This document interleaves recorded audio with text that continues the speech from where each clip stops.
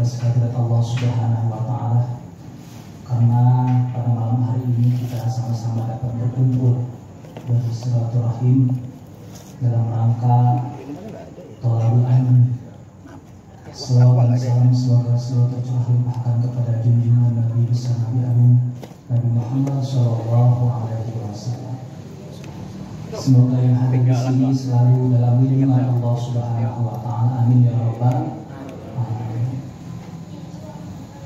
Jalan-jalan ke Arafah, pulang-pulang diminta ceramah. Semoga jamaah Masjid As-Sofa semuanya sehat istiqomah. Jalan-jalan ke Purwakarta, pulangnya mampir ke Depok. Walaupun saya jauh dari Jakarta, insya Allah kesini lagi nggak akan kapok. Para hadirin jamaah Masjid As-Sofa, As-Sofa.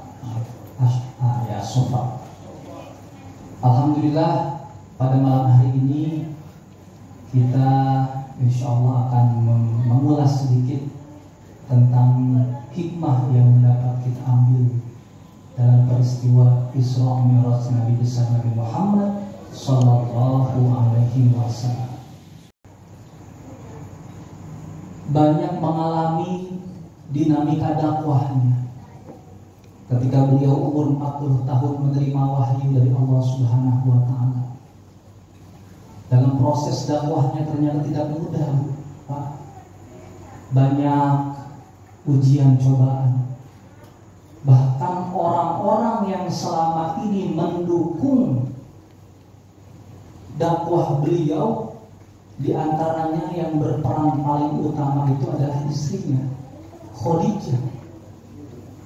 Siti Khadijah, istri beliau, mempunyai peran yang sangat besar dalam proses dakwahnya.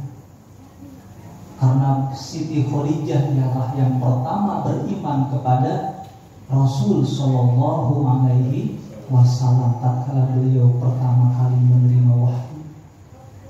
Zamiluni, Rasul Sallallahu Alaihi Wasallam meminta Siti Khadijah, Sayyidah Khadijah, untuk melindungi beliau tatkala beliau pertama menerima wahyu. Orang yang paling pertama yaitu istri baginda Rasul, Siti Khadijah, Sayyidah Khadijah, berperan dalam kekuatan dakwah beliau, yaitu pamannya Abi Thalib, itu paman beliau. Pada saat beliau berdakwah di tahun 10, beliau berusia 51 tahun, disitulah Sayyidah Khadijah wafat, disusul bulan berikutnya pamannya pun wafat. Wajar seorang baginda Rasul bersedih, karena baginda Rasul SAW itu seperti kita. Beliau manusiawi, di saat bersedih beliau pun juga bersedih, pernah merasakan senang, duka, lapar, mengantuk. Sifat-sifat manusia yang ada pada baginda Rasul SAW itu pun juga kita rasakan. Anta Anas Laisakan Nas. Nabi Muhammad itu adalah manusia, tapi tidak seperti manusia. Sama seperti kita. Beliau menikah, bapak-bapak menikah. Maka pada saat itu beliau bersedih. Nah, di sini ada pelajaran yang dapat kita ambil. Ternyata betul kata Imam Ali radhiyallahu anhu, yang paling menyakitkan itu adalah ketika kita berpisah dengan orang-orang yang mencintai kita. Tapi Rasulullah SAW juga mengatakan, ihbib man syi'ta fa innaka mazalun. Cintailah orang-orang yang engkau cintai, karena suatu saat nanti kita akan berpisah. Kata Sayyidina, kata baginda Rasul sallallahu alaihi wasallam, Bapak, kalau Bapak melihat ibu bersedih, murung, nggak kayak biasanya. Biasanya ceria, ketawa, kiki, nonton, ketawa, kadang ketawa sendiri, senyum sendiri, senang. Kok ini tumben, sedih? Pasti ditanya, Bu, kenapa? Kenapa? Karena Bapak cinta kepada ibu. Ibu pun begitu, kalau melihat anak bersedih, murung, ada sesuatu, maka bagaimana cara menghiburnya? Di sini dapat kita pelajari bahwasannya kalau ada orang sedih, kita tidak bisa tinggal diam. Ada orang kena masalah, ada masalah sesuatu, kita tahu, maka disitulah peran kita seorang muslim bersaudara, kita menghiburnya. Maka baginda Rasul sallallahu alaihi wasallam mengatakan, fa'idas tansohaka fansohlahu. Kalau kita melihat ada orang yang sedang ada masalah, kena musibah, sedih, ditinggal, wafat umpamanya sama orang tuanya, maka disitulah fansohlahu, kita mendekati dan memberikan nasihat. Ini orang kayaknya ada masalah, ada sesuatu problem, dekati, berikan nasihat. Ibu barangkali ada masalah, maka bapaknya memberikan nasihat. Bapak ada masalah, maka ibu tidak sungkan-sungkan memberikan nasihat. Yang dipakai Nabi Muhammad SAW ketika Isra Mi'raj. Dalam hadis itu diterangkan, Nabi Muhammad menceritakan Al-Buraq itu besarnya lebih kecil dari kuda, lebih besar dari keledai, ukuran orang segini. Buraq. Artinya apa buraq? Dari kata barkun, kilat. Yakadul barqu yakhtafu absarahum kullama Allah, dalam surat Al-Baqarah. Yuridu bikumul yusra yurikumul barqa khawfan wa tama'un, dalam surat Ar-Ra'd, yang artinya kilat. Maka kendaraan tersebut dikatakan buraq, kilat, karena kecepatannya itu secepat kilat. Dalam bahasa Arab itu berasal dari kata saro yasri siroyah, artinya berjalan. Sayyarah artinya kendaraan, maka sayyarah itu diartikan mobil. Sayyarah, siyarah ditambah alif, asro artinya diperjalankan. Maka baginda Rasul SAW ketika berjalan itu tidak berjalan sendiri. Tidak berjalan sendiri, tapi diperjalankan oleh Allah Subhanahu wa ta'ala. Kalau Allah yang sudah memperjalankan, mau perjalanan sejauh apapun, pasti Allah mampu, karena asro, diperjalankan. Kita kalau berjalan dari sini ke Jakarta, jalan sendiri, jalan kaki, naik motor sendiri, beda pasti ketika kita diperjalankan. Ada supirnya, ada pengawalnya, mobilnya pun juga beda. Pasti beda perjalanan itu. Maka Nabi Muhammad SAW diisrokan, diperjalankan ke Masjidil Aqsa. Makanya disebutkan Subhanalladzi asra bi abdihi lailam, pada malam hari. Maka kalau ada ibu-ibu di sini malam-malam kok masih keliaran, berarti itu ibu masih lagi isra. Kalau bapak-bapak malam-malam masih keliaran, pulang malam, oh itu lagi isra. Suaminya mana gak pulang-pulang, lagi isra. Anaknya gak pulang-pulang, lagi isra. Cuman bedanya isra Nabi Muhammad sama isra kita bedanya Muhammad SAW isra dari Masjidil Haram ila Masjidil Aqsa lailan, pada malam hari. Allah sebutkan, aku isrokan hambaku. Pada saat itu, tatkala Allah Subhanahu wa ta'ala mengisrokan, tidak menyebutkan Nabi Muhammad, Rasul Muhammad, aku isrokan, tidak. Tapi Allah Subhanahu wa ta'ala mengatakan hambaku. itu Nabi Muhammad SAW sudah diakui kehambaannya oleh Allah Subhanahu wa Ta'ala. Nabi Muhammad orang yang paling mulia, tapi Allah sebutkan bi abdihi, hambanya Allah. Itu Masjidil Aqsa, makanya disebutkan subhanalladzi asra bi abdihi lailam, pada malam hari. Maka kalau ada ibu-ibu di sini malam-malam kok masih keliaran, berarti itu ibu masih lagi Isra. Kalau bapak-bapak malam-malam masih keliaran, pulang malam itu lagi Isra. Suaminya mana nggak pulang-pulang, lagi Isra. Anaknya nggak pulang-pulang, lagi Isra. Cuman bedanya Isra Nabi Muhammad sama Isra kita bedanya Muhammad SAW Isra dari Masjidil Haram ila Masjidil Aqsa lailan, pada malam hari. Allah sebutkan, aku isrokan hambaku. Pada saat itu, tatkala Allah Subhanahu wa Ta'ala mengisrokan, tidak menyebutkan Nabi Muhammad, Rasul Muhammad, aku isrokan, tidak. Tapi Allah Subhanahu wa Ta'ala mengatakan hambaku. Itu Nabi Muhammad SAW sudah diakui kehambaannya oleh Allah Subhanahu wa Ta'ala. Nabi Muhammad orang yang paling mulia, tapi Allah sebutkan bi abdihi, hambanya Allah. Pada saat itu Nabi Muhammad itu belum menerima perintah sholat 5 waktu. Nabi Muhammad baru menerima sholat 2 waktu. Pada saat awal-awal baginda Rasul menerima wahyu, berdakwah, menjalankan visi dakwahnya, beliau mendapatkan perintah sholat 2 waktu. Sholat 2 rakaat di waktu fajar, sholat 2 rakaat di waktu maghrib. Tuh, 2 waktu. Dulu masih 2 waktu sholat itu, sekarang udah 5 waktu. Ada prosesnya. Kenapa? Karena Rasul SAW menerima syariat dari Allah itu bitadrij, bertahap, berangsur-angsur.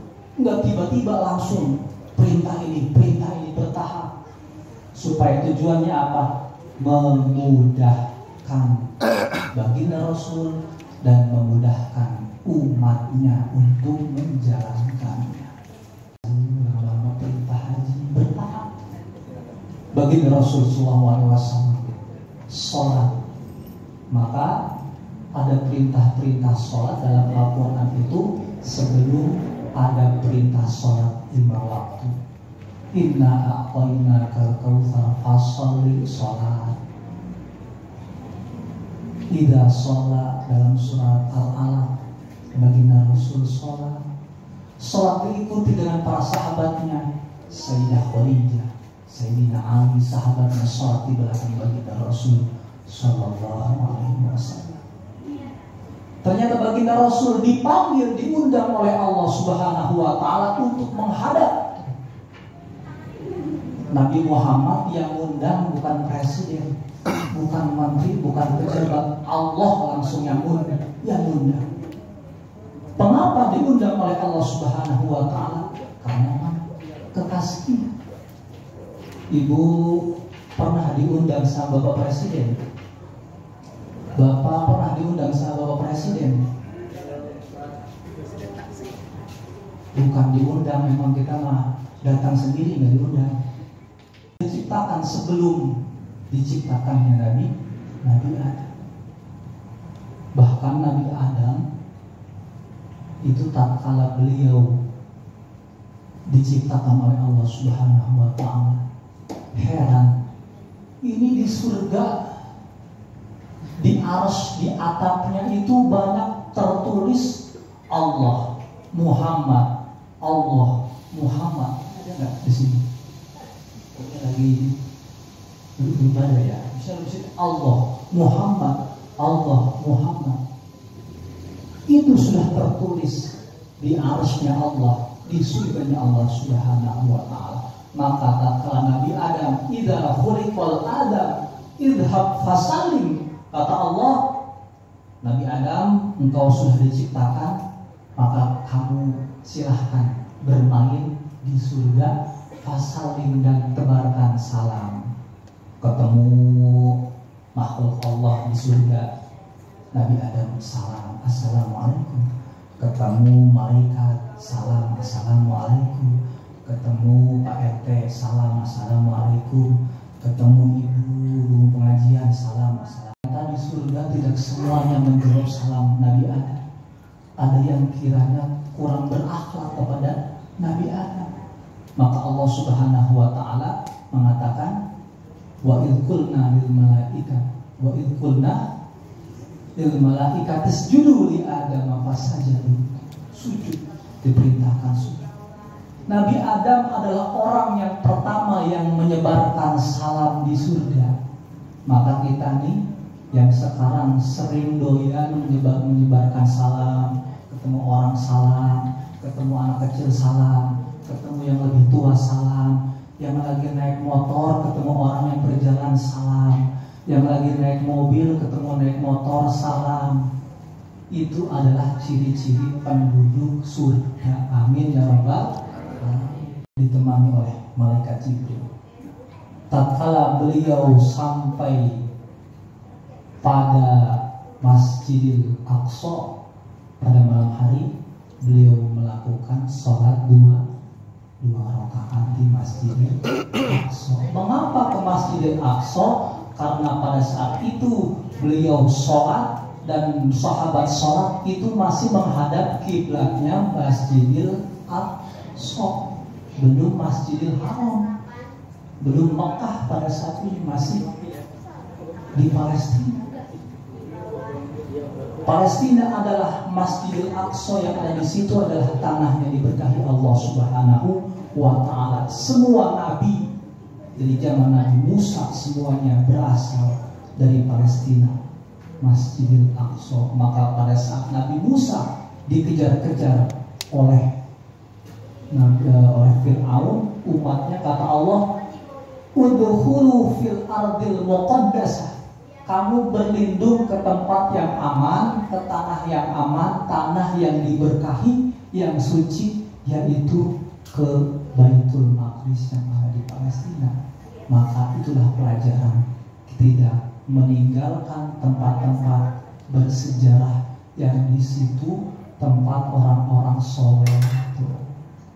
Kalau ada tempat orang soleh, kita ziarahi. Ada rumah di dalamnya ada orang soleh, kita berkunjung. Tapi kenapa Nabi Musa sampai menangis membayangkan bagaimana derita, dakwah berat yang dialami baginda Rasul Sallallahu Alaihi Wasallam. Fa innakum aktsuru umma wahai Muhammad, fa innaka ghulam. Umatmu itu adalah umat yang terbanyak, dan umatmu akan masuk surga lebih dulu sebelum umatku masuk surga. Terharu Nabi Musa. Memang seperti itu. Kata Nabi Muhammad SAW, nahnu sabiqunal awalun. Sesungguhnya umatku itu adalah umat yang terakhir, tapi kelak mereka yang pertama masuk surganya Allah Subhanahu wa ta'ala. Alhamdulillah. Allah Subhanahu wa ta'ala mengatakan, wa katabna fil alwahi fi min kulli syai'in mau'idatan wa tafsilan. Allah Subhanahu wa ta'ala mengatakan kepada Nabi Musa, wahai Nabi Musa, sudah aku jelaskan semuanya dengan rinci, dengan jelas ciri-ciri nabi terakhir dan umat terakhir. Maka Imam As-Santi di dalam tafsirnya mengatakan, Nabi Musa kemudian bertanya kepada Allah, ya Allah, ini nabi umatnya lebih dulu masuk surga ya Allah, apakah umatku seperti itu? Kata Allah, tidak. Wahai Allah, ini umatnya umat yang paling pendek umurnya, tapi pahalanya yang paling besar. Apakah umatku seperti itu? Tidak. Wahai Allah, ini umat baru punya niat kebaikan, ingin ibadah, langsung ditulis pahala oleh Allah. ketika melakukan keburukan tidak ditulis keburukan oleh Allah. Apakah umatku seperti ini? Tidak. Nabi Musa mengatakan, Fa'idha ija'alni min ummati. Ya udah kalau gitu ya Allah, kalau aku dan umatku tidak mendapatkan kemuliaan sebagaimana umat Nabi Muhammad, jadikan aku bagian dari umat baginda Rasul Sallallahu Alaihi Wasallam. Nabi Musa aja memohon kepada Allah untuk dijadikan dirinya bagian dari umat Nabi Muhammad Sallallahu Alaihi Wasallam. Maka kita yang di sini bersyukur atas apa yang Allah anugerahkan kepada kita menjadi bagian dari umat baginda Rasul Sallallahu Alaihi Wasallam.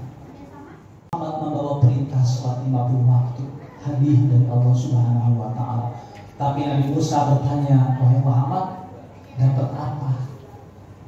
Khomsina sholat 50 waktu. Nabi Musa dapat perintah.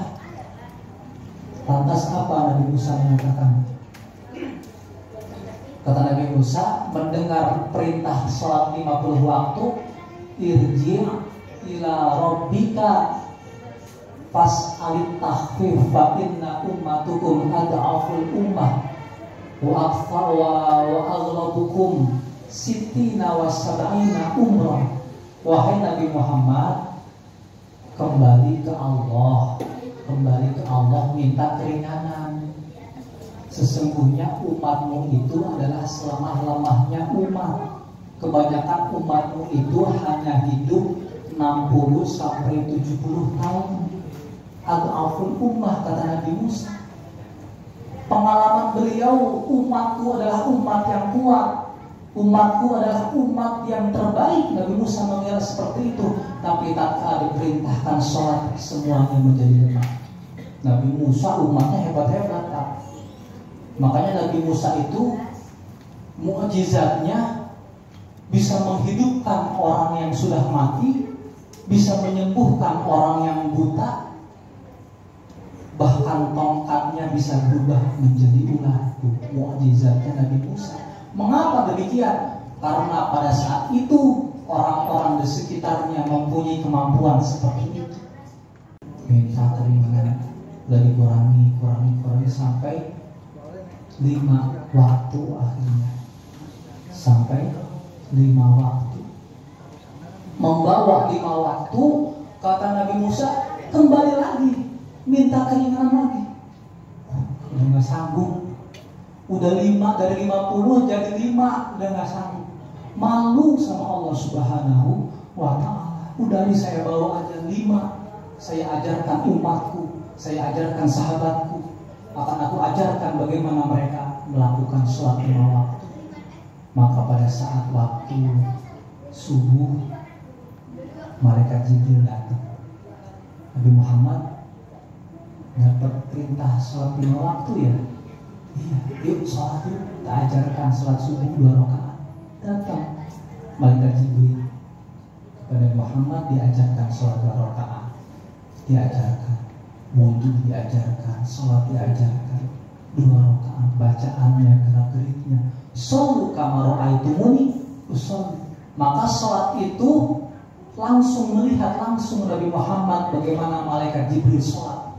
Anak kita sholatnya dari mana taunya? Langsung memperlihatkan, mencontohkan kita bagaimana sholat. Malaikat dan Jibril datang lagi sholat lagi 4 rakaat.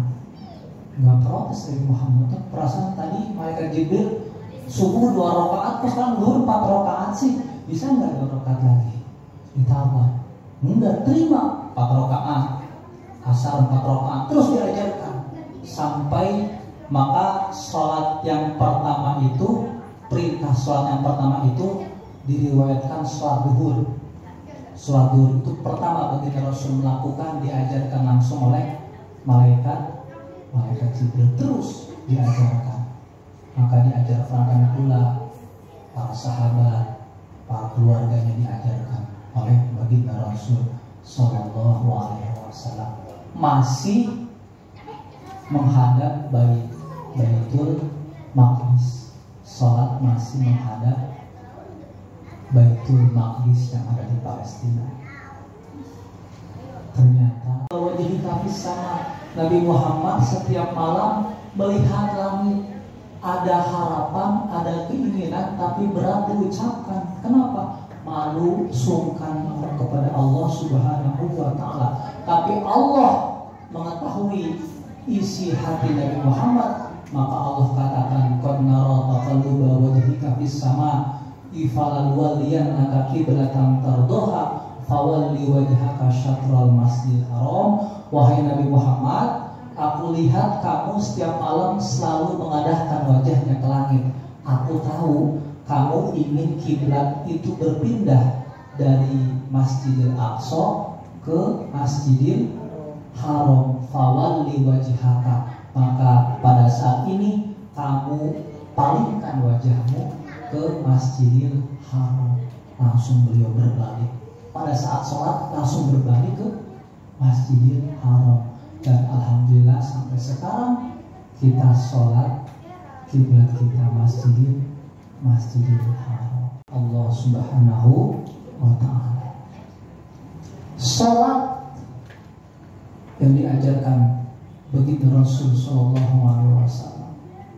Karena sholat itu adalah perintah yang bukan pertama kali diperintahkan kepada umat Nabi Muhammad, tapi umat-umat terdahulu sudah diperintahkan sholat. Kita bukan pertama kali orang yang mengerjakan sholat, tapi umat terdahulu, nabi-nabi terdahulu sudah mengajak umatnya untuk sholat. Maka tidak heran ulama fikih mengatakan kalau anak sudah umur 7 tahun itu kok susah diajak sholat, maka boleh dimarahin. Ibu gak apa-apa marahin anaknya yang umur 7 tahun masih susah diajak sholat. Kalau sudah umur 10 tahun masih susah diajak sholat, boleh dipukul, kata para ulama. Ini mengajarkan kita betapa pentingnya sholat. Sudah cukup ya? Nggak ada pertanyaan di sini?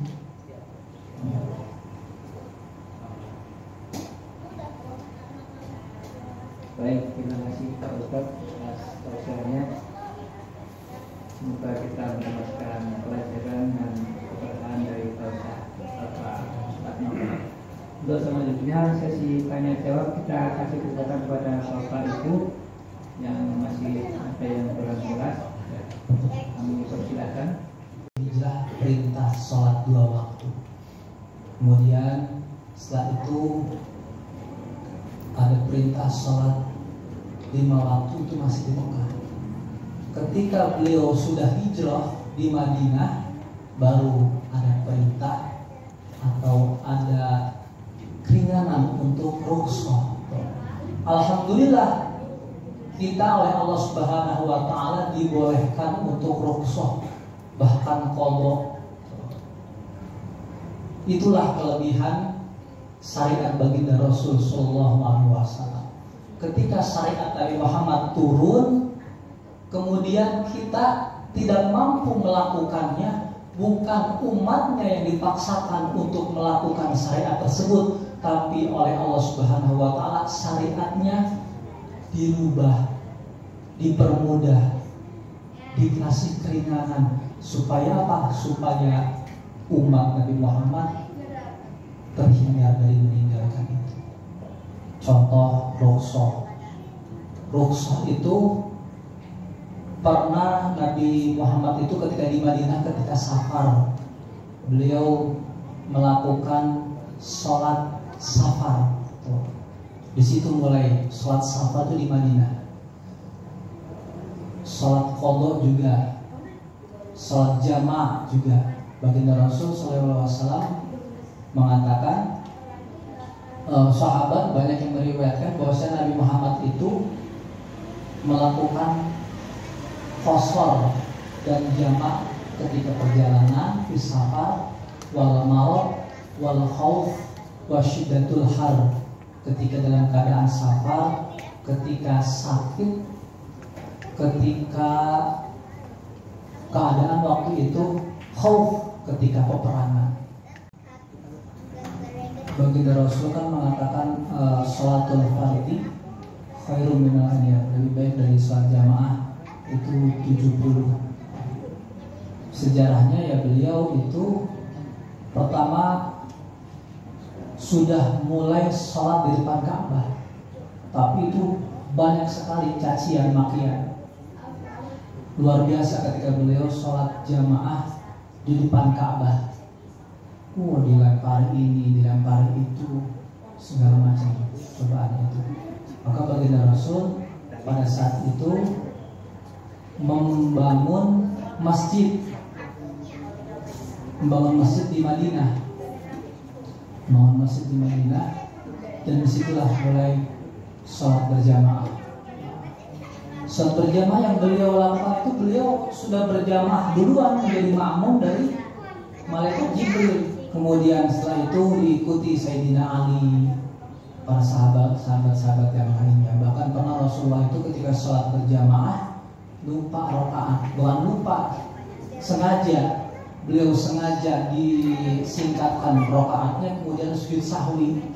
Kata para sahabat, ya Rasulullah, hal amdaita au nasaita. Rasulullah, kok sholatnya cuma 3 rakaat?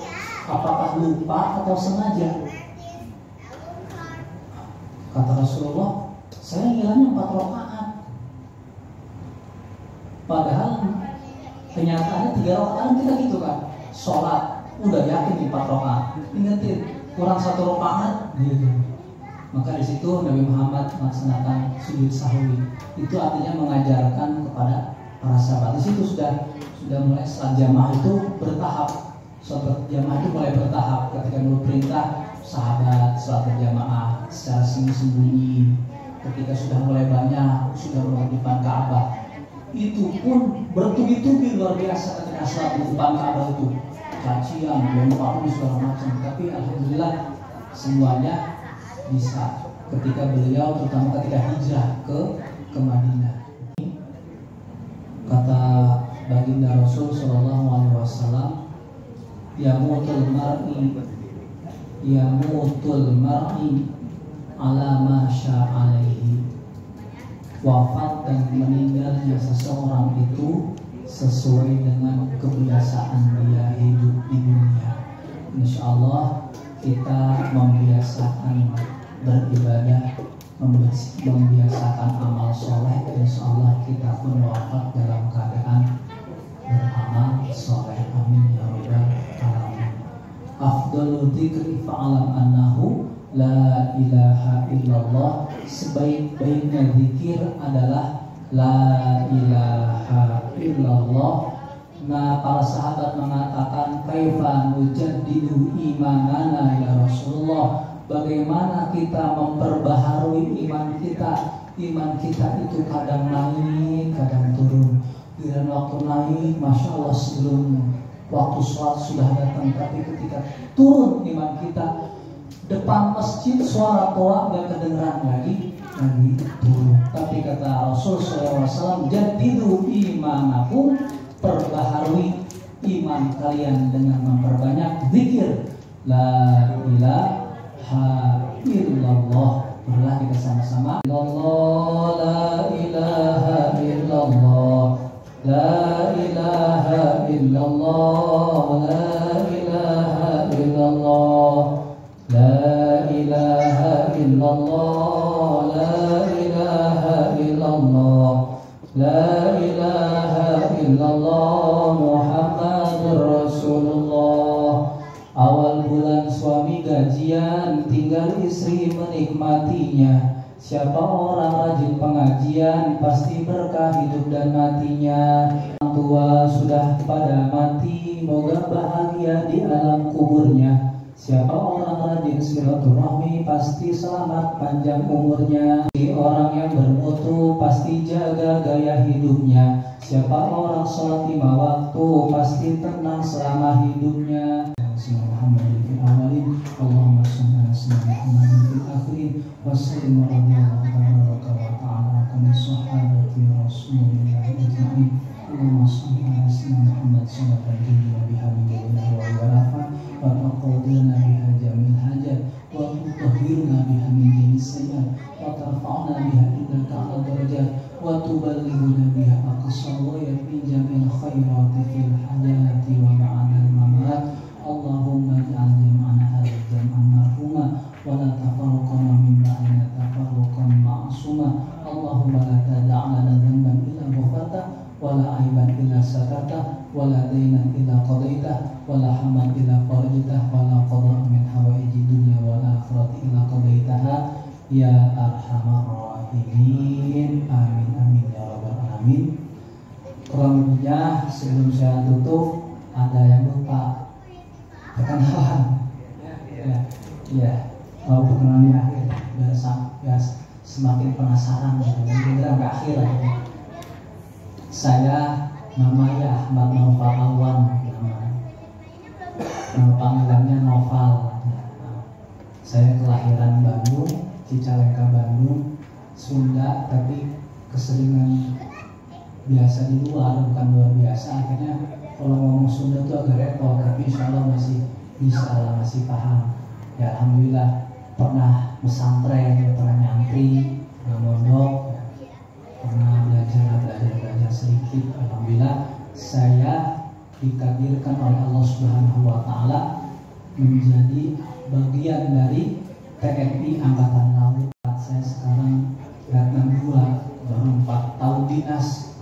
Alhamdulillah saya punya pimpinan komandan yang Masya Allah itu guru saya, pimpinan saya itu beliau adalah Brigadier Jenderal TNI Marinir Sandi Wahidin Latif SIP beserta ibu, itu pimpinan saya, beliau komandan saya. So, saya banyak belajar dari beliau. Alhamdulillah beliau mempercayakan saya, mengundang ke sini, suatu kehormatan bagi saya. Insyaallah ya Bu ya. Insyaallah ya. Nanti kalau mau ngundang lagi ya silakan. Alhamdulillah, mohon maaf ya kalau ada kurangnya, itu ya murni dari saya. Kalau ada benarnya itu semata-mata dari Allah Subhanahu wa ta'ala. Wabillahi taufiq wal hidayah wa ridha wal inayah. Wassalamualaikum warahmatullahi wabarakatuh.